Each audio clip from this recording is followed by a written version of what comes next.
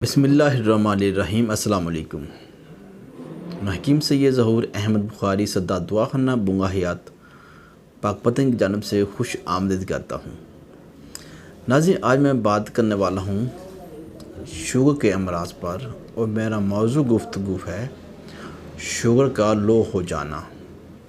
नाज़रीन, इस मर्ज़ को अंग्रेज़ी ज़बान में हाइपोग्लाइसीमिया कहते हैं, तिब की ज़ुबान में शुगर का लो हो जाना और उर्दू में जिस्म में मिठास कम हो जाना। नाज़रीन, इस मर्ज़ में होता यह है कि यकदम शुगर लेवल जिस्म में कम हो जाता है।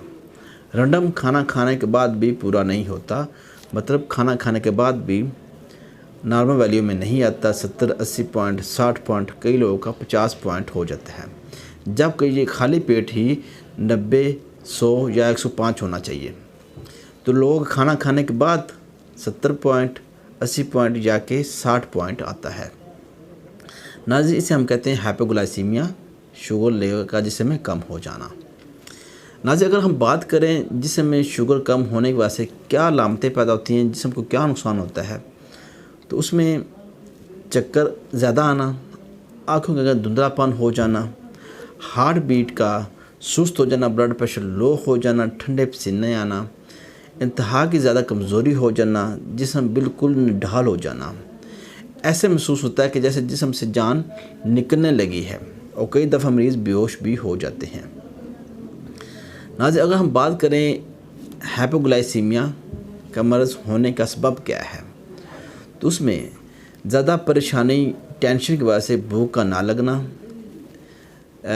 खाना लेट खाना, मतलब जल्दी खाना ना खाना, और कई दफ़ा अक्सर खाली पेट रहना इस मर्ज़ का बायस बनते हैं। या कि वो लोग जिनका गुर्दों का मसला होता है, या जिनका मैदा सही तरह से काम नहीं करता, भूख सही तरह से नहीं लगती, वो इस मर्ज़ का शिकार हो जाते हैं।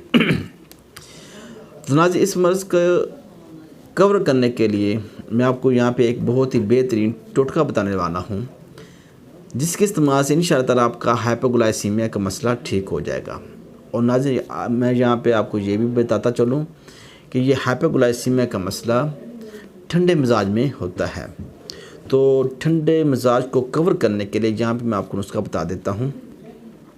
नाज़रीन, आपके पास होना चाहिए 15 दाने मुनक्का के, ठीक है, और 15 गिरियाँ बादामों की, देसी बादाम, मीठे बादाम हो, 15 गिरियाँ।